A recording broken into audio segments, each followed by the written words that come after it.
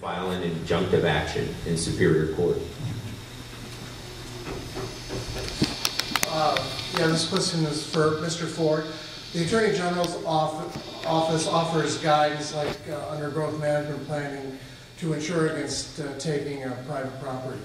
Does the Attorney General's office offer similar assistance to cities and counties regarding administration of the Open Public Meetings Act and Records Act? And to give you kind of a more specific example, an organization files a records request for information through the county, and the county says, well, we'll provide those to you in X amount of time, and it appears really that the county is dragging their feet. Is there something, directives from the Attorney General's office that would give some sort of relief to organizations so that they don't have to go to an attorney? Perhaps they could even contact your office and ask them to intervene on the behalf of a citizen or a citizen's organization. We do provide general advice. We adopted model rules for the compliance with the Public Records Act, and our model rules are a best practices approach. You can go to the Attorney General's website and read them. The model rules are supposed to be non-binding. Ironically, the courts, the Court of Appeals and the State Supreme Court, are citing to the model rules in 5 separate recent cases as persuasive, and so they're looking to the model rules for interpreting the Public Records Act. When I go around the state, I tell people that there's training available, there's the model rules, there's the Ombudsman's office.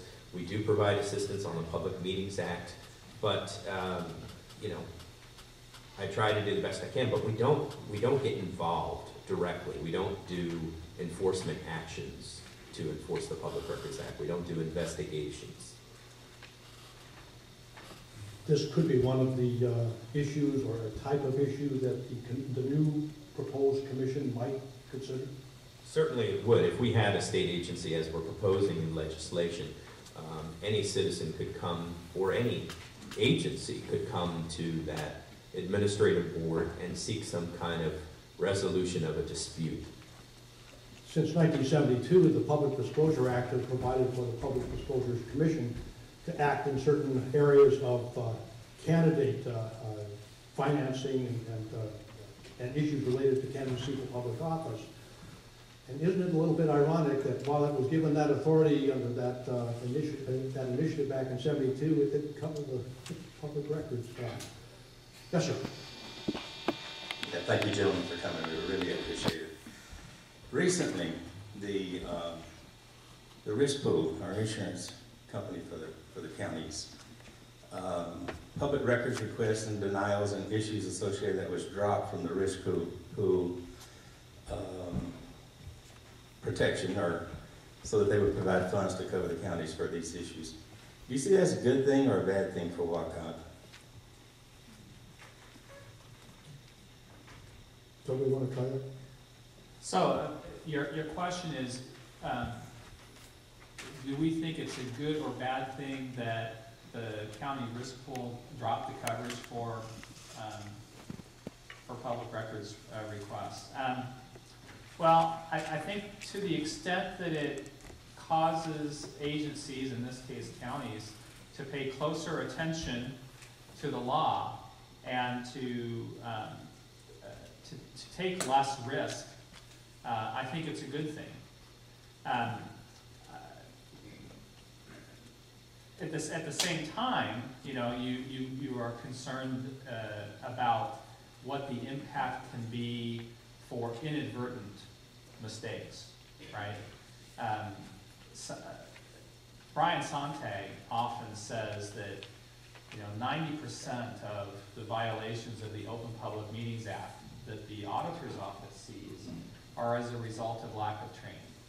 And they're not intentional violations, but they're accidental violations. And you know, so you get concerned about the situation like the city of Mesa, where their whole annual budget is wiped out. But there are ways to avoid that, and one is to seek out training so that you're sure you're doing the right thing.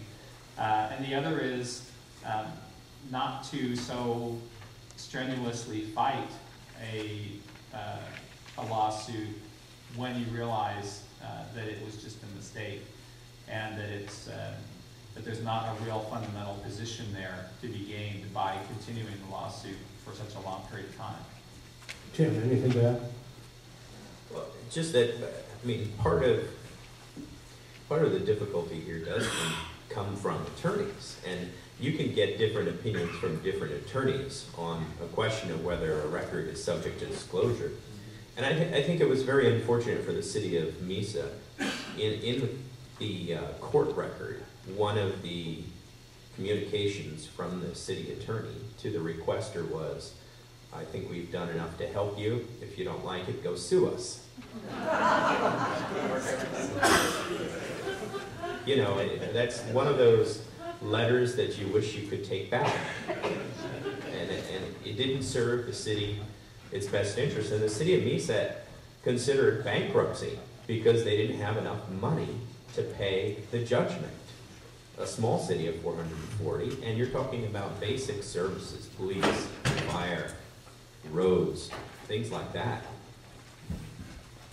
So there are real consequences if you don't have insurance, and I am concerned about this. I think insurance should be available, but I also do think that there are times when litigation is totally unnecessary.